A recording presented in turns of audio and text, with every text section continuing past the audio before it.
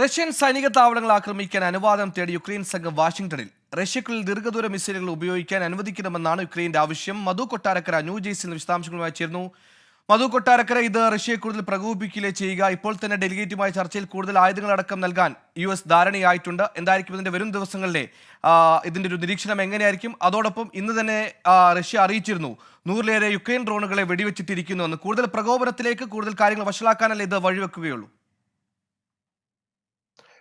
സൊഹൈൽ പറഞ്ഞതുപോലെ റഷ്യയെ കൂടുതൽ പ്രകോപിതരാക്കും. ഈ ഓഗസ്റ്റ് ആദ്യവാരമായിരുന്നു റഷ്യയെ മാത്രമല്ല അമേരിക്കയും സഖ്യകക്ഷികളെയും നേറ്റോ രാജ്യങ്ങളെയൊക്കെ അമ്പരപ്പിച്ചുകൊണ്ട് റഷ്യക്കുള്ളിൽ യുക്രൈൻ സൈന്യം നുഴഞ്ഞു കയറിയത്.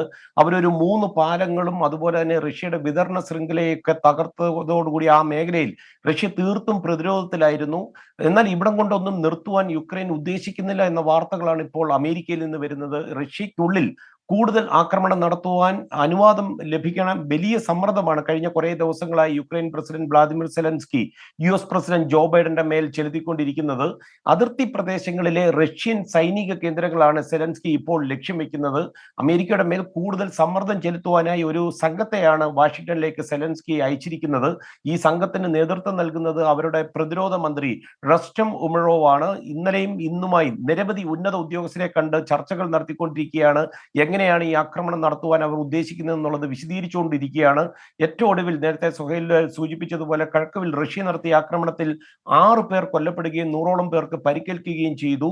ഇത്തരം ആക്രമണങ്ങളൊക്കെ തടയണമെങ്കിൽ റഷ്യൻ സൈനിക കേന്ദ്രങ്ങളും അതുപോലെ അവരുടെ വിതരണ ശൃംഖലകളും ഈ അതിർത്തി പ്രദേശങ്ങളിലുള്ളത് തകർക്കണമെന്നാണ് സെലൻസ്കിയുടെ വാദം. ഇതിനുള്ള അനുമതിക്കായി എല്ലാ ദിവസവും അമേരിക്കയും സഖ്യകക്ഷികളുമായി ചർച്ച നടത്തുന്നുണ്ടെന്ന് ഇന്നലെ യുക്രൈൻ പൊതുജനത്തോട് ടെലിവിഷനിലൂടെ നടത്തിയ സംഭാഷണത്തിൽ അദ്ദേഹം വ്യക്തമാക്കുകയുമുണ്ടായി. യുക്രൈന്റെ ആകാശത്ത് നിന്ന് റഷ്യൻ നിയന്ത്രിത ബോംബുകൾ ഇല്ലാതായാൽ മാത്രമേ ചർച്ചകൾക്കായി റഷ്യ തയ്യാറാകൂ എന്നാണ് സെലൻസ്കി പറയുന്നത്.